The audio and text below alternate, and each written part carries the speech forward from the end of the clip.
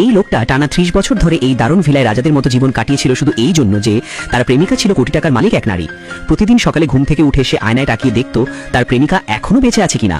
তার আশা ছিল একদিন না একদিন উপরওয়ালা তাকে ডেকে নেবে, আর তখন সেই নারীর সব সম্পত্তি তার নামে হয়ে যাবে। কিন্তু আজও সে বেঁচে ছিল, মানে পার্টি শুরু হওয়ার সময় এখনো আসেনি।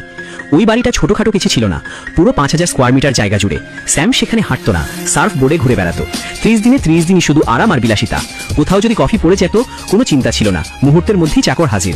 গোসলের সময় বই পড়তে হলে চাকরি পৃষ্ঠা উল্টে দিত, রোজ চোখে লাগলে সিট ঘুরিয়ে দিত, মানে পুরো রাজকীয় জীবন।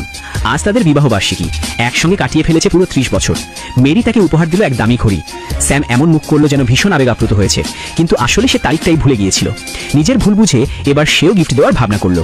সোজা গাড়ির শোরুমে গেল, একটা স্পোর্টস কার পছন্দ করলো। কিন্তু সঙ্গে সঙ্গে মাথায় এলো মেরি তো এখন আর গাড়ি চালাতে পারে না।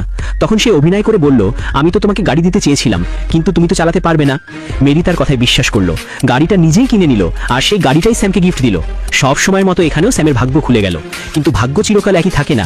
যখন সে বাড়ি ফিরল, দেখলো গেটের সামনে একই মডেলের আরেকটা গাড়ি দাঁড়িয়ে, আর ভেতরে তার জন্য অপেক্ষা করছিল এক সারপ্রাইজ। মেরি এখন নতুন এক তরুণ ছেলেকে, যে গাড়ি বিক্রেতা ছিল, ভালোবাসে, আর সেই ছেলেটাই এখন ভিলায় থাকে। স্যাম রাগে ফুসতে ফুসতে ভেতরে ঢুকলো, কিন্তু তাকে জোর করে বাইরে বের করে দেওয়া হলো। না গাড়ি রইলো, না টাকা, না স্ট্যাটাস।